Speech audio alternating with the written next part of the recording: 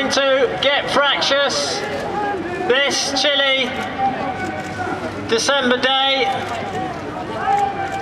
thanks to the weather for not quite raining.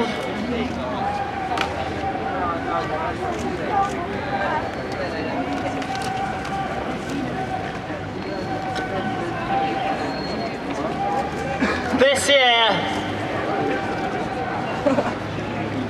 we passed, to my mind, quite an awesome milestone in terms of climate change. You might not think of it in terms of the extent to which it's dominated in the news, but it's beginning to dominate in the physical world, even if it hasn't got through to people yet. On the 24th of August this year, the record minimum for sea ice extent, set in 2007, itself a shocking and exceptional year, was broken. This was startling because the absolute yearly minimum doesn't usually come until mid-September. That's 3 weeks later, and in fact by September the 16th there was only about half as much ice as there had been on average in the years between 1979 and 2000. And that's just the surface area. There we go. When you look at the volume, the picture is even more dramatic, with a loss of 70 or 80% of the ice. Professor Peter Wadhams at the Polar Ocean Physics Group, who's been studying this for 40 years, said that he has been vilified by his scientific colleagues for his seemingly radical projection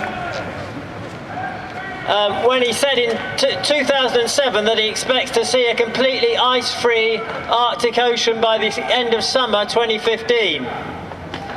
It now looks like he may well be right after what we've seen this year. And he says those same colleagues are now jumping on the bandwagon to support his prediction. 10 years ago or so, it was common to say that we wouldn't see an ice-free Arctic till the end of the century, but it's actually happening more or less right now. That's how much quicker climate change is happening than anyone thought possible, and it's happening around us now. Already we're getting a chilling preview of what the consequences are likely to be. Dr. James Hansen from the NASA Goddard Institute has shown that for the kind of extreme weather, of which there was around a 1 in 300 chance in the 50s, there's a 1 in 10 chance of now. And other recent studies have shown that associated with a disproportionately rapidly warming Arctic is abnormal jet stream behaviour at the root of many of the extreme weather episodes that we've been seeing. This new weird and extreme weather is already hitting agriculture and forcing up food prices, hitting the poorest and most vulnerable all around the world. We always knew that once these kind of impacts manifested themselves, they wouldn't just establish a new normal, they would get worse at an accelerating rate.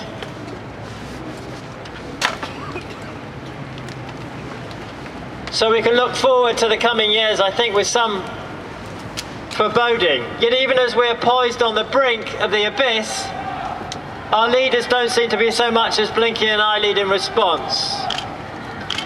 And the lifeline out of impending tragedy that so many of the world's most disadvantaged billions so desperately need, in the form of an ambitious, binding international emissions reductions treaty, is steadfastly denied them by the short-term greed and irresponsibility of the world's richest and most powerful, especially the world's most powerful country, the United States, which is why we're here. Still the biggest bloc to effective international action, as it has been for the last 10 or 15 years. While most of us heaved a sigh of relief that the fossil fuel financed tide of right-wing populist extremism that threatened to sweep away science itself was at least stemmed in last month's US election, we haven't seen anything to match the promises President Obama made on climate before he was first elected.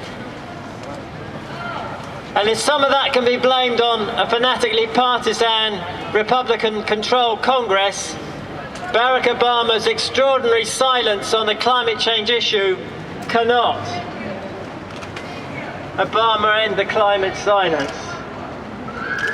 That silence has allowed the obfuscation and lies of the skeptics and deniers to flourish.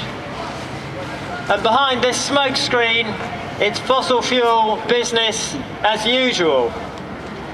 Even as the signals from the natural world that climate change is accelerating out of control reach a crescendo, we're steaming full steam ahead in entirely the wrong direction, burning not only more but new, different types of fossil fuel. And that's what we're here especially to demonstrate today with the activities coming up.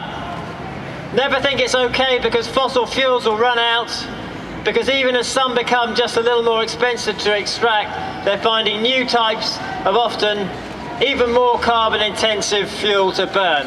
And that's where I'm handing over to Jess Worth. Thanks very much.